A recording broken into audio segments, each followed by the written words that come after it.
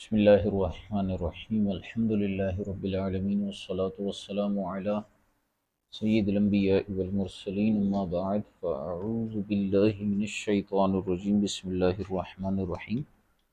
علم کلام کے موضوع پر تصنیف کردہ عمدہ ترین کتاب المعتقد المنتقد، اس کے دروس کا سلسلہ چل رہا ہے اور اس میں اللہ تبارک و تعالیٰ کی صفات کے حوالے سے گفتگو چل رہی ہے، اور من جملہ جن صفات کا جاننا ضروری ہے ان میں سے 6 صفات کا بیان فرما چکے ہیں۔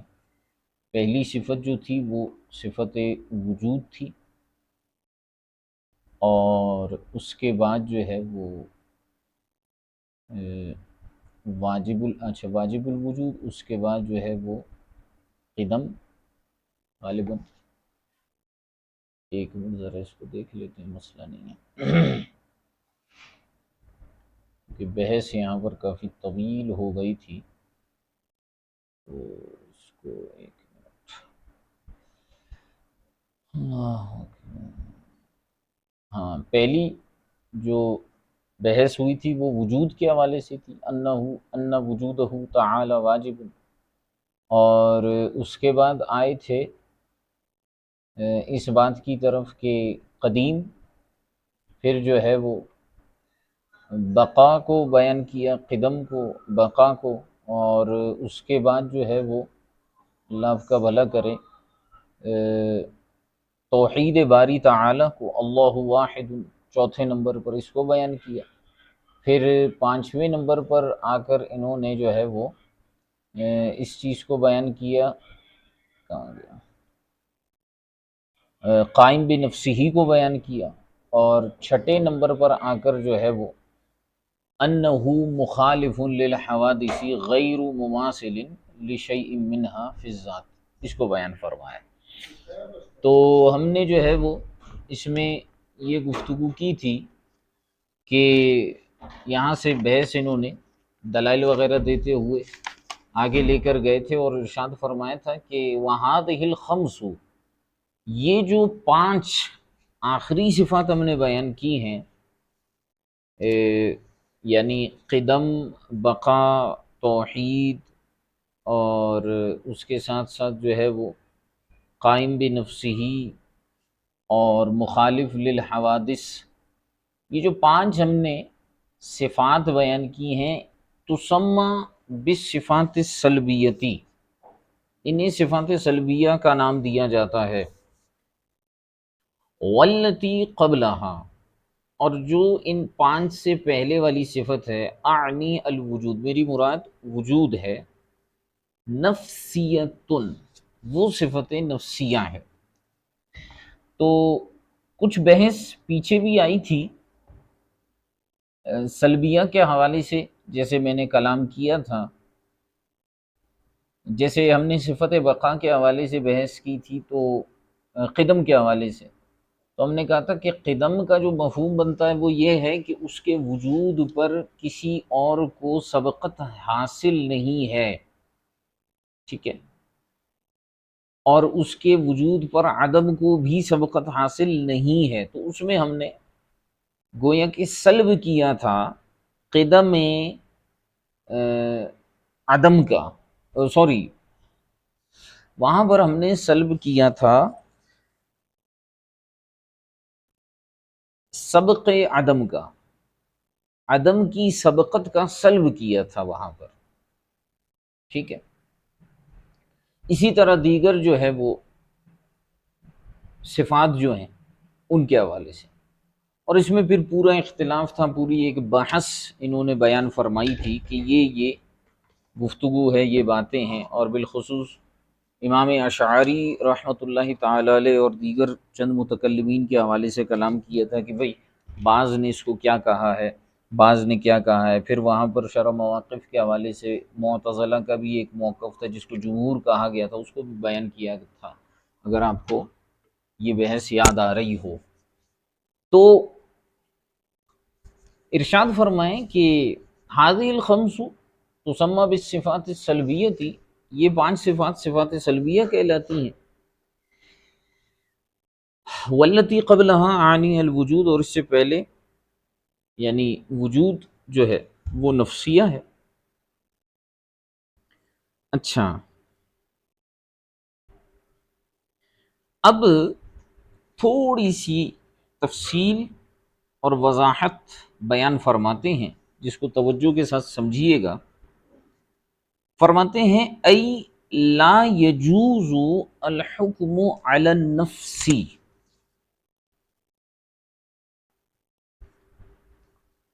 ای لا یجوز الحکم علی النفس،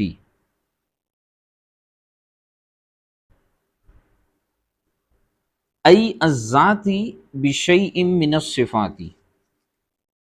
یہ بہت اہم بحث ہے، اس کو تھوڑا سا سمجھیے گا تسلی کے ساتھ اور توجہ کے ساتھ اس چیز کو سمجھنے کی کوشش کیجیے گا.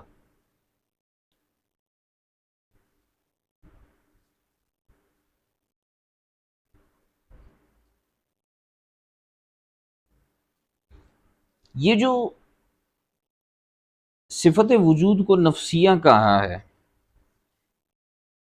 نفسیہ یعنی جو منسوب الی الذات ہوتا ہے، یا جس کو ہم منسوب الی النفس بھی کہتے ہیں، ٹھیک ہے، اس کے بارے میں فرمائیں کہ لا یجوز الحکم علی النفس ای الذات بشیء من الصفات، یعنی نفس پر حکم لگانا، نفس پر حکم لگانا جائز نہیں ہوتا. ایسی صفات جس میں نفس پر حکم لگانا جو ہے وہ جائز نہیں ہوتا، ذات پر حکم لگانا جائز نہیں ہوتا. ای الذاتی، علی النفس سے مراد ذات لیا، تو میں نے اسی لیے آپ کو کہا تھا کہ نفسیہ سے مراد وہ صفت ہوتی ہے جو ذات کی طرف منسوب ہو یا نفس کی طرف منسوب ہو. تو نفس کی جو تفسیر بیان کر رہے ہیں، وضاحت کر رہے ہیں، وہ ذات سے کر رہے ہیں. لا یجوز الحکم علی النفس، کی نفس پر حکم لگانا جو ہے وہ جائز نہ ہو. ای ذاتی، ذات پر حکم لگانا جائز نہ ہو. کیسے حکم لگانا بھائی جائز نہ ہو؟ بشیء من الصفات، صفات کے ذریعے سے، صفات کے ذریعے سے ذات پر حکم لگانا جائز نہ ہو، درست نہ ہو. ٹھیک ہے، ایسی صفت کو صفت نفسیہ کہتے ہیں. بہت اس کو توجہ کے ساتھ سمجھیے گا. الا بعد ان یوصف بها، مگر یہ کہ جب اس ذات کو اس صفت نفسیہ کے ساتھ متصف کر دیا جائے تو اس ذات پر صفات کے ذریعے حکم لگایا جا سکتا ہے. اب دوبارہ اس چیز کو سمجھیے گا، یہ صفت نفسیہ کی بحث کر رہے ہیں. یہ جو اللہ آ رہا ہے نا، یہ لا یجوز الحکم، آپ نے استثناء پڑھا ہوگا، ٹھیک ہے، لا رجل فی الدار الا زید. تو شروع میں تو آپ کو یہی لگتا ہے کہ سلب عمومی کر دیا، ہر چیز کا سلب کر دیا. لا رجل فی الدار، بھائی گھر میں کوئی مرد ہی نہیں ہے، الا زید، سوائے زید کے. تو یہاں سمجھیے گا کہ لا یجوز الحکم علی النفس ای الذات.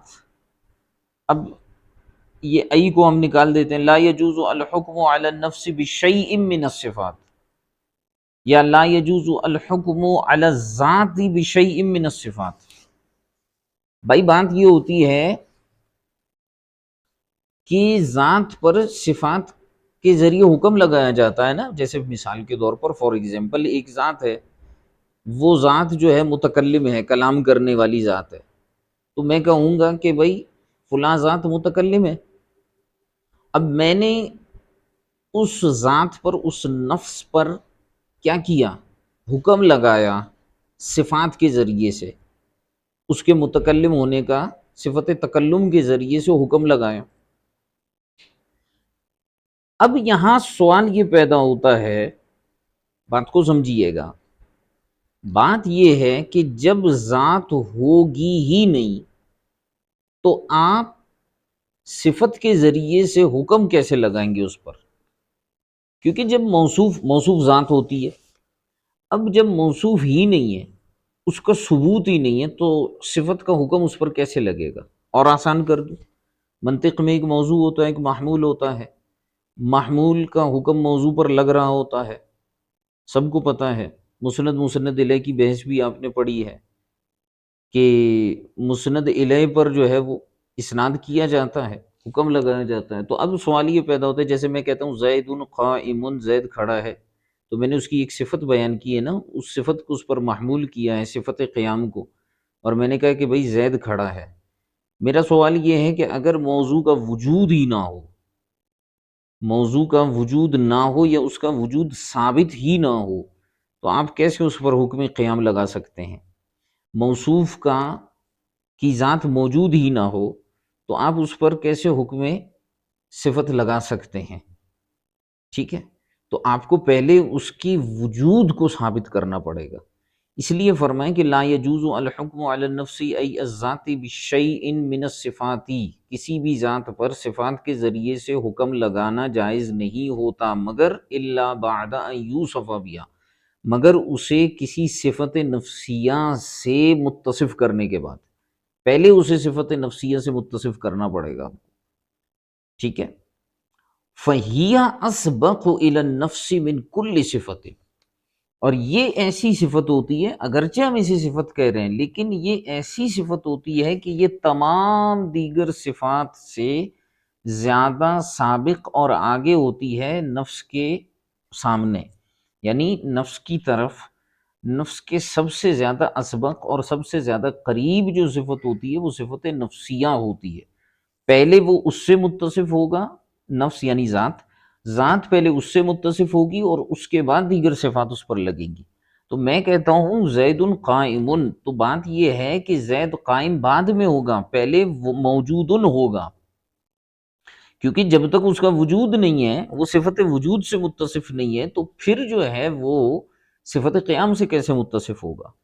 تو اسی لیے ذات باری تعالیٰ کے لیے وجود کو صفت نفسیہ کہا کہ دیگر صفات بعد میں آئیں گی، پہلے اس کے اوپر بعد میں آنے سے مراد یہ ہے کہ ان کا حکم لگے گا۔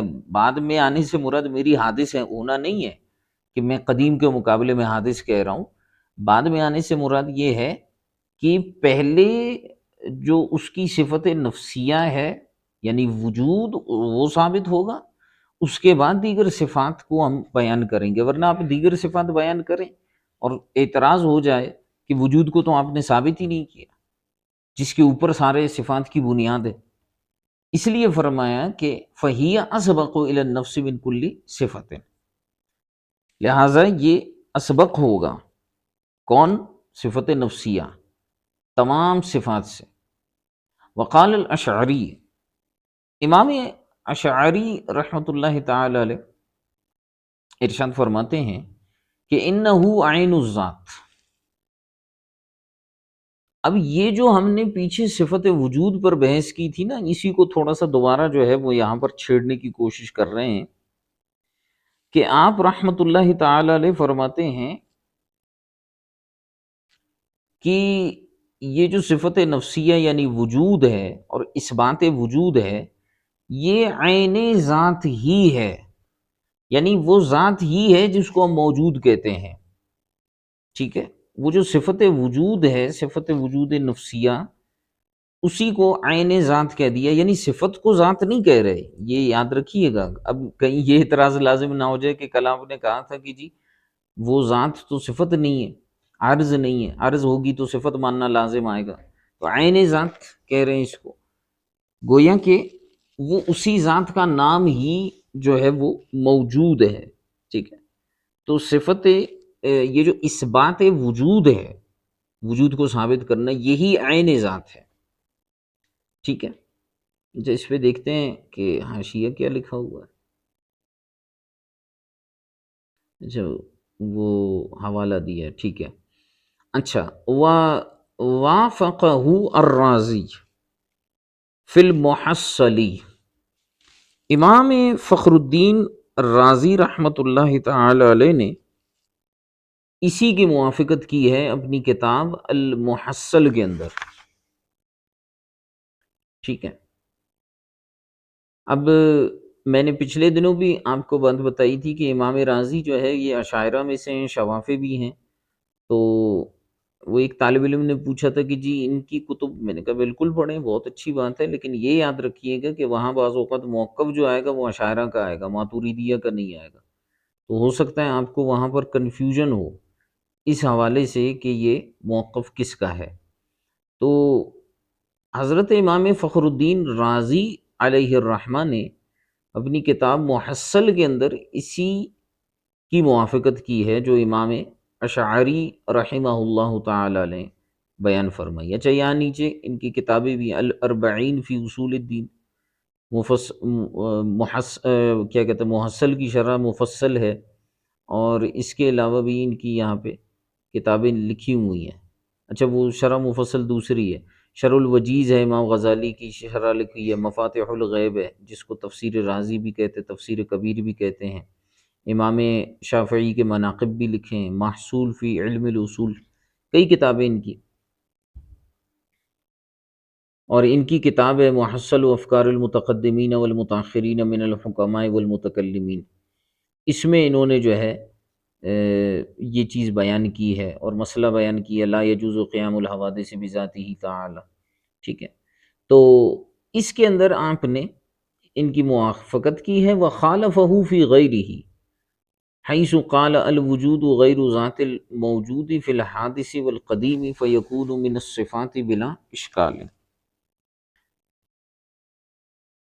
اچھا محصل کے اندر تو آپ نے موافقت کی امام اشعری کی، لیکن امام رازی رحمۃ اللہ تعالی علیہ نے محصل کے علاوہ جو دیگر کتابیں ہیں اس میں آپ علیہ الرحمہ نے جو ہے وہ مخالفت کی ہے امام اشعری کی، اور وہ ایسے کہ آپ نے فرمایا کہ الوجود غیر الذاتی، امام اشعری نے کہا تھا عین ذات ہے، اور محصل میں امام رازی نے اسے عین ذات ہی کہا، لیکن دیگر کتب میں اگر آپ پڑھیں گے تو وہاں امام رازی فرماتے ہیں الوجود عین الذات، کہ وجود عین ذات ہے، عین ذات الموجودی فی الحادث والقدیمی، حادث اور قدیم میں جو ذات موجود ہوتی ہے وجود اس کا عین ذات ہے، یعنی چاہے حادث ہو یا قدیم ہو، فیکون من الصفات بلا اشکال، لہٰذا یہ جو وجود ہے یہ صفات میں سے ہے بغیر کسی اشکال کے، یعنی یہ صرف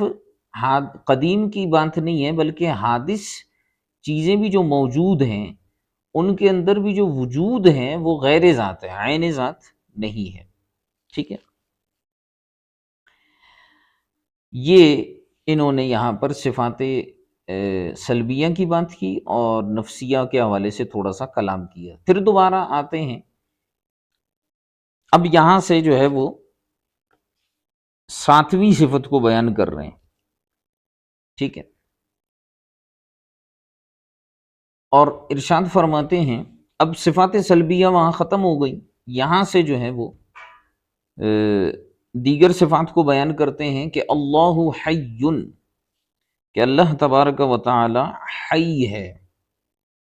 اب یہ بحث پیچھے بھی میں نے اشارتاً بتایا تھا کہ حی کا معنی صرف ہم اپنی زبان کے حساب سے نہیں کریں گے، اب اس پر جو ہے وہ پوری بحث ہے ایک کہ حیٌ کا معنی کیا ہوتا ہے۔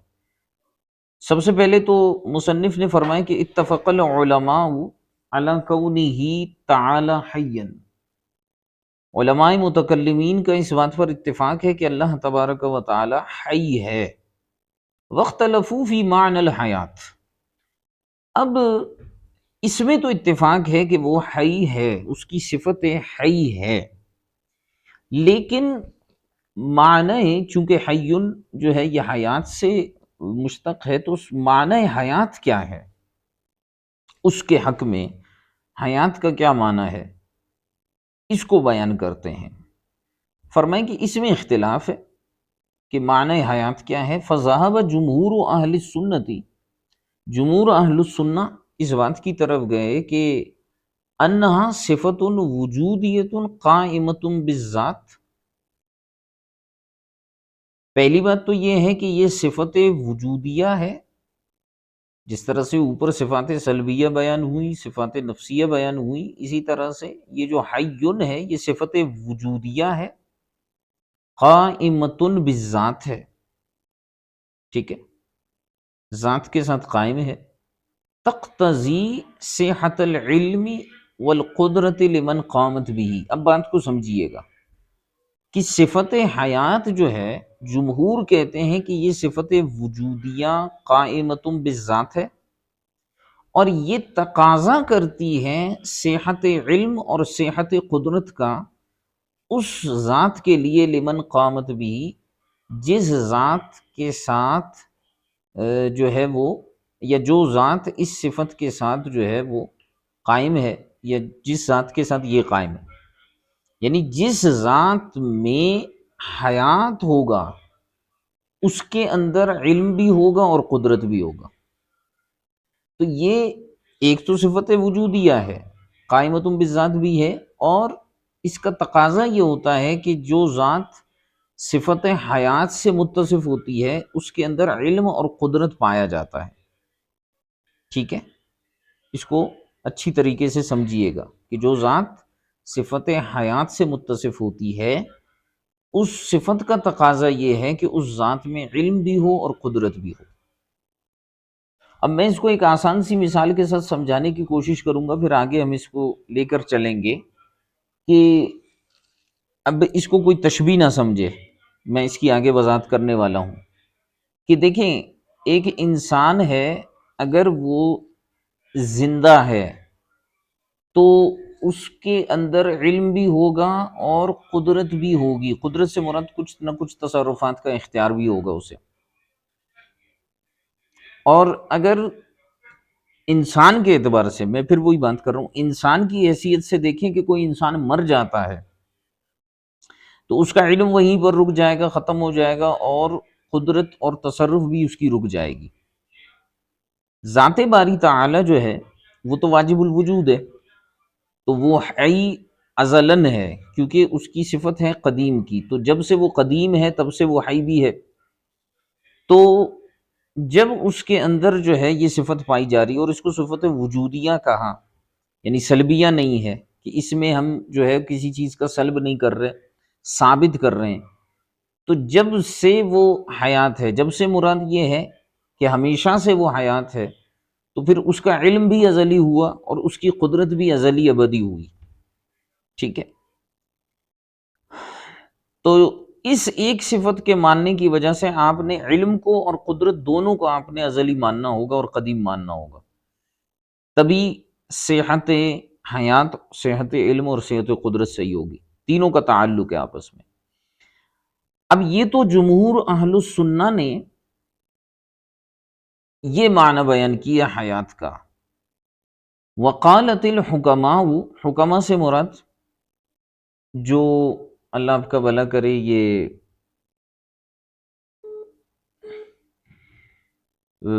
مناطقہ اور فلاسفہ ہیں، یہ کیا کہتے ہیں، وبعض المعتزلہ، اور بعض معتزلہ وہ یہ کہتے ہیں کہ ہی عدم امتناع العلم والقدرتی، یہ جو صفت حی ہے، حیات ہے، اس کا معنی کیا ہے، عدم امتناع العلم والقدرتی، کہ علم اور قدرت کا ممتنع ہونا معدوم ہو، یعنی اس کا وجود واجب ہو، علم اور قدرت کا وجود واجب سے لازم ہو، علم اور قدرت ممتنع نہ ہونا ہی حیات ہے۔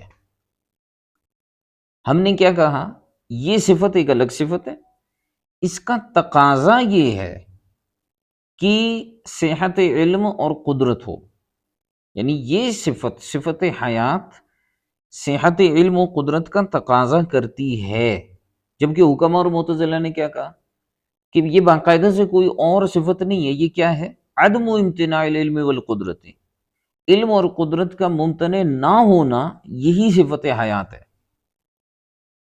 سمجھے۔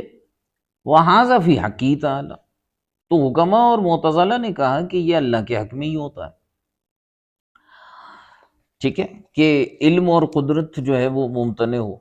اچھا ہم اپنے حساب سے دیکھیں تو بھی ایسی صفت جو صحت علم اور قدرت کا تقاضا کرے، تو یہ اللہ کے حق میں ہی ہوگا۔ اور دوسری اس عبارت کا دوسرا معنی یہ ہوگا کہ یہ جو معنی بیان کیا ہے اہل السنہ اور معتزلہ اور حکما نے، یہ اللہ کے بارے میں بیان کیا۔ وَأَمَّا فِي حَقِّنَا، اور ہمارے حق میں حیات کس کو کہتے ہیں؟ جیسے میں نے بتایا کہ فرق ہے، ہمارے حق میں جو ہم کسی کو کہتے ہیں کہ یہ حیات ہے، زندہ ہے، حی ہے، تو ہمارے حق میں کیا ہے؟ فَهِيَ کیفیتن، یہ ایک کیفیت ہے، یہ کوئی ہمارے لیے کوئی ایسی چیز نہیں ہے کہ عدم امتناع علم و قدرت ہو یا ایسی صفت ہو جو علم اور قدرت کا تقاضا کرتی ہے۔ ہمارے حق میں یہ کیفیت ہے کہ یلزمها قبول الحس والحرکت والحرکت الارادیتی، ایسی کیفیت کہ جسے قبول حس اور حرکت ارادیہ لازم ہو۔ یعنی قبول حس کا مطلب کیا ہے؟ کہ محسوس کرنا، کوئی ذات ایسی ہے کہ جو چیزوں کو محسوس کر سکتی ہے۔ اب حواس ہیں، حواس خمسہ ظاہرہ اور حواس خمسہ باطنہ۔ حواس خمسہ ظاہرہ یعنی قوت سامعہ، باصرہ، لامسہ، شامہ، ٹھیک ہے، ذائقہ، یہ جو پانچ حواس ہیں حواس خمسہ ظاہرہ۔ باطنہ جو ہیں یہ جو ادراک ہے، حافظہ ہے، قوت مدرکہ ہے، قوت حافظہ ہے، تو یہ جو پانچ حواس خامسہ اور ظاہرہ اور باطنہ ہیں، یہ فعال رہیں، چیزوں کو محسوس کریں۔ اسی طرح ارادی طور پر حرکت کرنا، کہ آپ چاہیں تو اپنا ہاتھ اٹھا کر سر پہ رکھ دیں، ہاتھ اٹھائیں، نیچے کریں، اوپر کریں، صحیح ہے، اپنا سر گھمائیں، چلنا شروع کر دیں، رک جائیں، حرکت ارادیہ ہے، اپنی ارادے سے حرکتیں کرتے ہیں آپ۔ تو ہمارے حق میں ایسی کیفیت کی جس کی وجہ سے قبول حس اور حرکت ارادیہ لازم آئے، کہ انسان جو ہے وہ حس کو بھی قبول کر سکے اور حرکت ارادیہ بھی کر سکے۔ تو جو ذات اس چیز سے مکیف، اس کیفیت سے مکیف ہوتی ہے، اس کو ہم حیات کہتے ہیں۔ یہ حوادثات کے بارے میں۔ اللہ تبارک و تعالیٰ کے بارے میں ہم یہ معنی بیان نہیں کر سکتے کہ جی یہ اس کی کوئی کیفیت ہے جو قبول حس اور حرکت ارادیہ کو جو ہے وہ لازم ہوتی ہے۔ اس کے حق میں یہ معنی کرنا انتہائی غلط ہے، ٹھیک ہے۔ اس کے حق میں کیا ہے جو اہل السنہ نے بیان کیا کہ وہ صفت وجودیہ ہے، قائمۃ بالذات ہے، اور صحت علم اور قدرت کا تقاضا کرتا ہے، ٹھیک ہے۔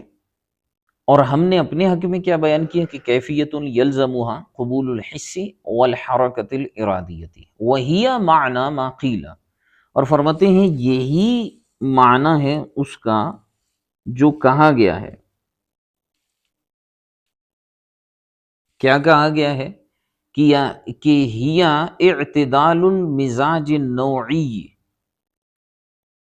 کون سا معنی؟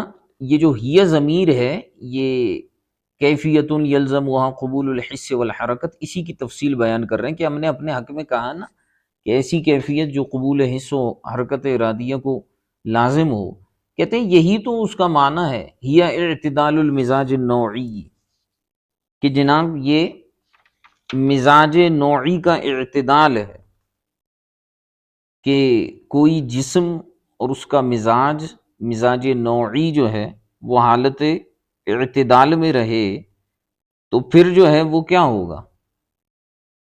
وہ حیات سے مکیف ہوگا۔ اچھا، یہ جو معقیلہ کے قائل ہیں یہ فلاسفہ ہیں۔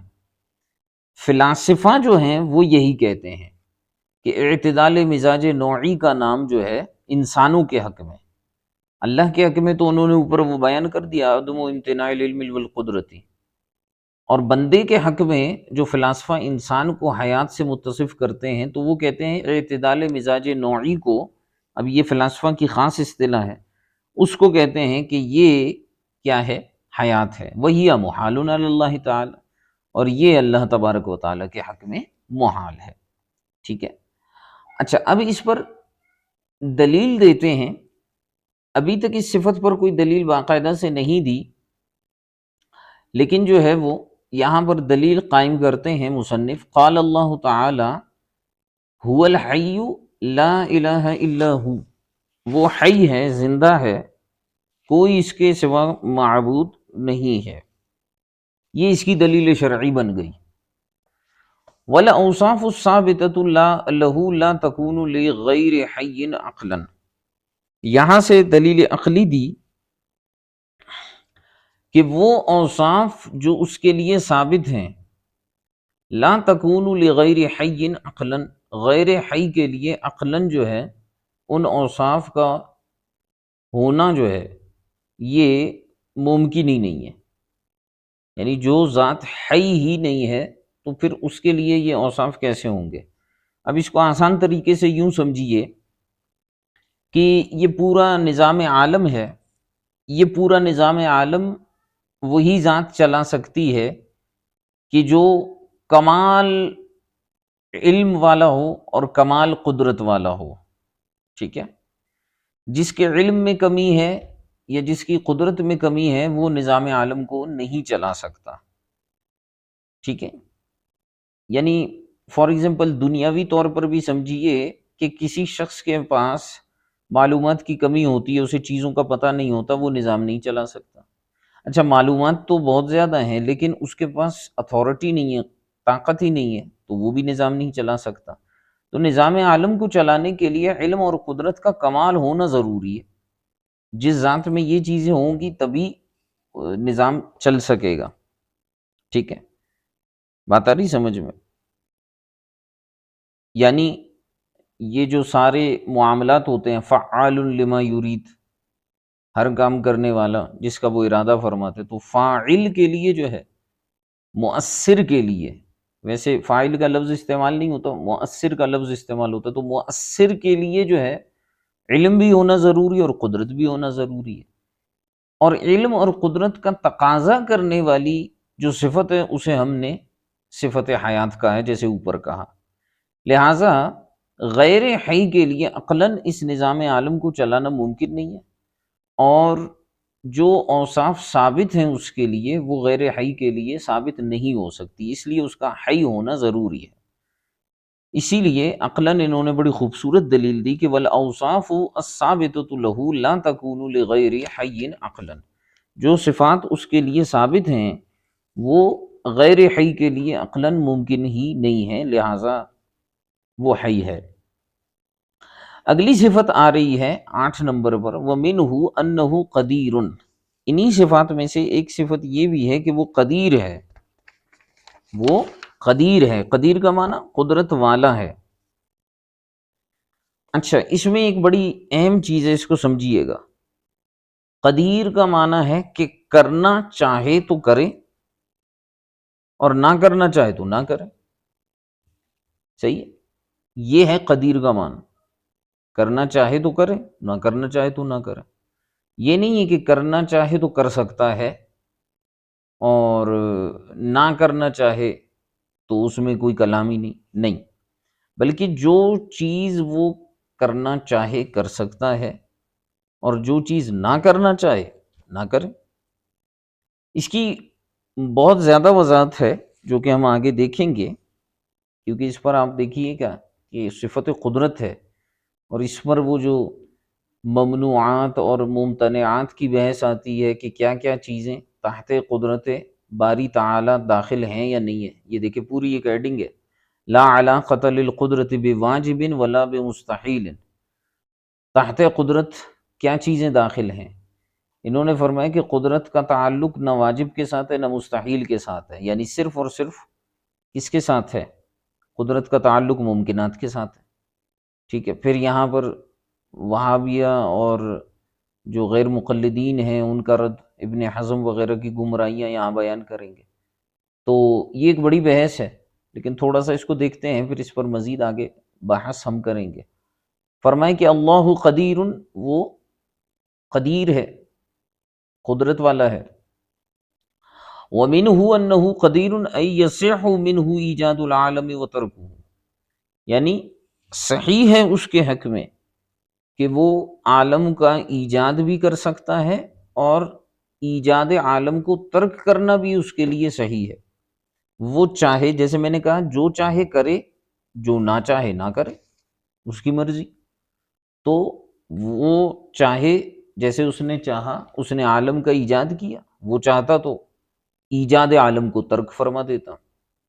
فلیس شیء من ایجاد العالم و ترکہ لازما لذاتہ، دوسری بات قدیر اور قدرت کا معنی سمجھیے گا، لیس شیء من ایجاد العالم و ترکہ لازما لذاتہ، عالم کو بنانا اور یا بنانے کے بنانے کو ترک کرنا، بنانا یا نہ بنانا، دونوں میں سے لذاتی ہی اس کے لیے کوئی چیز لازم نہیں تھی۔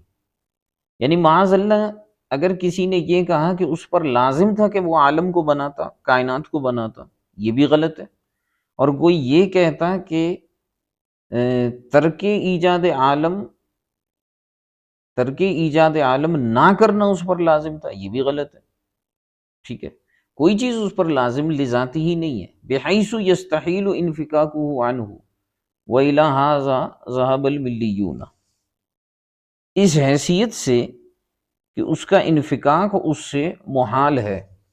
کیا مطلب؟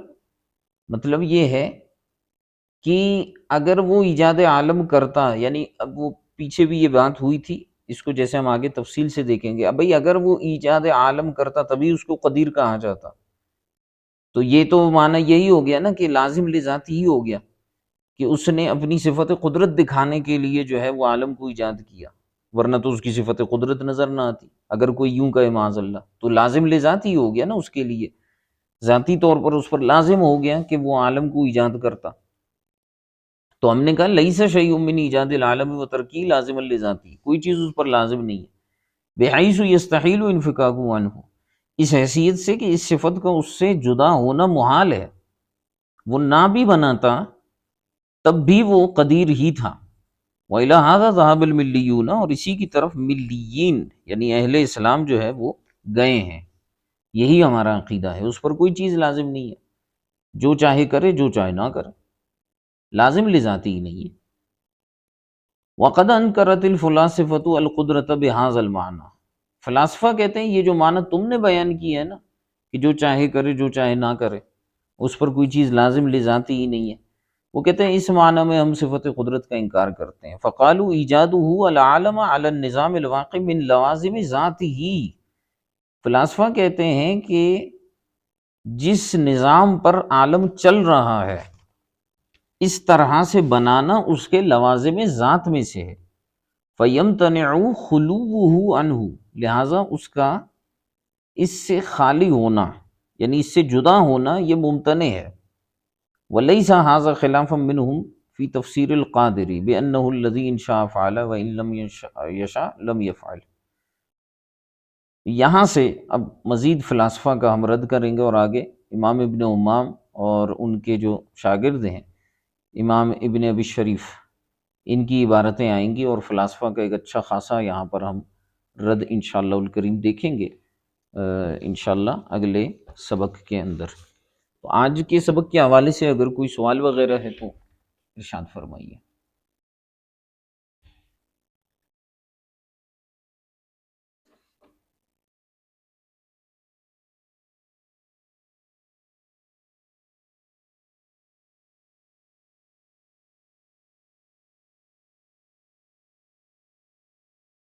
اچھا، کہتے ہیں جی استاد صاحب امام اعظم کی فقہ پہ کتابیں کون سی ہیں، اور ہم امام اعظم کی فقہ کو ڈائریکٹ کیسے پڑھتے ہیں؟ یہ آج کے سبق کے متعلق ہے یہ سوال؟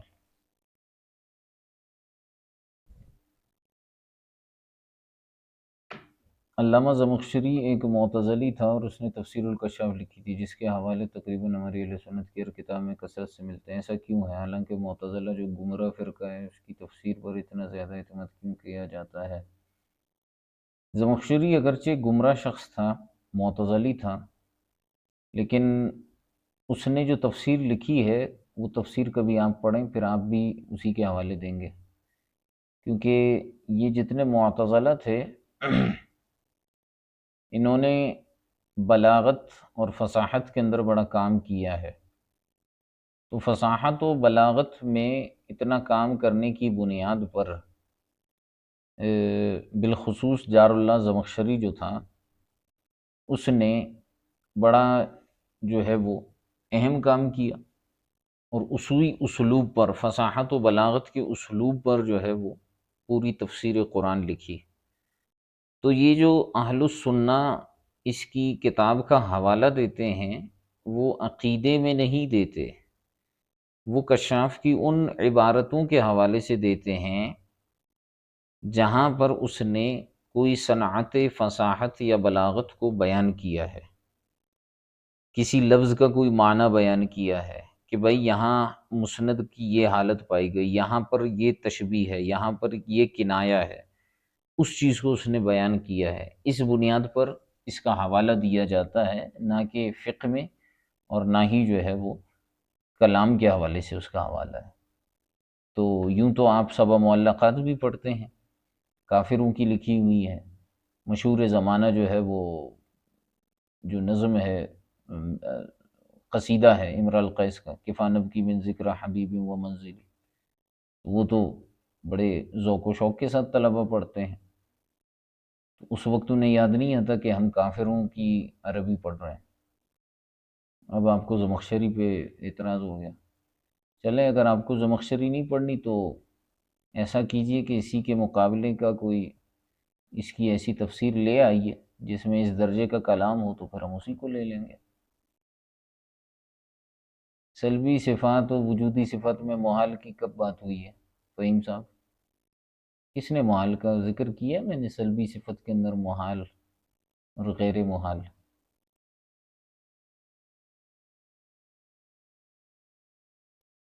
امام اعظم کی فقہ پہ جو کتابیں ہیں وہ میں نے شرح عقود رسم المفتی کے درس میں بتا دی ہیں، وہاں پڑھ لیں۔ فاعل حقیقی اللہ تعالی ہے، ہر چیز اسی کے حکم سے ہوتا ہے۔ اس کو فاعل حقیقی نہیں کہتے، اس کو کہتے ہیں مؤثر حقیقی۔ یہاں فاعل لفظ استعمال نہیں ہوتا، کرتے ہیں استعمال، حرام نہیں ہے، لیکن مؤثر حقیقی اللہ تبارک و تعالی ہے۔ چیزوں کے اندر جو اثر ہے اسی کی طرف سے ہے۔ یہ فاعل آپ کہیں گے نا، اس کو آپ کے ذہن میں وہی نحو والا فاعل آئے گا۔ یہ میں بتا چکا ہوں آپ کو کہ فاعل جو ہوتا ہے، یہ جو فعل ہے، یہاں علم کلام میں جب فعل یا فاعل کی بحث ہوتی ہے تو اس وقت ہم وہ تعریف نہیں کرتے فعل کی کہ جی جو اپنے معنی پر خود دلالت کرے اس میں تینوں زمانوں میں سے کوئی ایک پایا جائے۔ پھر اس حیثیت سے اللہ تبارک و تعالیٰ کے افعال زمانے کے محتاج ہو گئے، اور زمانہ تو حادث ہوتا ہے، اس حیثیت سے تو اس کے افعال سارے حادث ہیں۔ جب فعل حادث ہے تو فاعل بھی حادث ہوگا، اس حیثیت سے تو معاذ اللہ اس کی ذات حادث قرار پائے گی۔ اس لیے اس کے لیے فعل کا جو معنی استعمال کیا جاتا ہے علم کلام میں، وہ جو ہوتا ہے وہ اثر پیدا کرنے کو کہتے ہیں۔ اب اس کی کافی تفصیل ہے، اسی لیے اس کے لیے لفظ استعمال ہوتا ہے مؤثر حقیقی۔ اسی کو آسان کر کے کہا کہ فاعل حقیقی، لیکن میں نے کہا نا کہ فاعل کہتے ہوئے آپ کو ہو سکتا ہے شائبہ لگ جائے فعل نحوی کا، اس لیے ہم کہتے ہیں مؤثر حقیقی۔ اشیاء میں جو اثر پایا جاتا ہے وہ حقیقتاً من جانب اللہ ہوتا ہے۔ آگ میں جلانے کا اثر، پانی میں پیاس بجھانے کا اثر، اور اسی طرح دیگر جو چیزیں ہیں ان سب میں حقیقتاً اثر پیدا کرنے والی ذات اسی کی ہے۔ بھائی جان میں نے سبق کے نام حفظ تو کر کے نہیں رکھے ہوئے کہ سبق نمبر فلاں میں نے یہ بیان کیا ہے، سبق نمبر فلاں میں یہ بیان کیا ہے۔ آپ کے اوپر لازم ہے کہ آپ سارے اسباق پڑھیں، آپ تخصص کر رہے ہیں اور آپ جو ہے نا وہ مجھ سے سبق نمبر پوچھ رہے ہیں، یعنی آپ یہ چاہ رہے ہیں کہ میں آپ کو ایگزیکٹلی وہ سبق نمبر بتاؤں اور آپ اسی میں جا کر اس کو پڑھ لیں، باقی آگے پیچھے سارا کچھ چھوڑ دیں۔ یہ تو نہیں ہو سکتا، معذرت چاہتا ہوں میں، مجھے سبق نمبر یاد نہیں ہے۔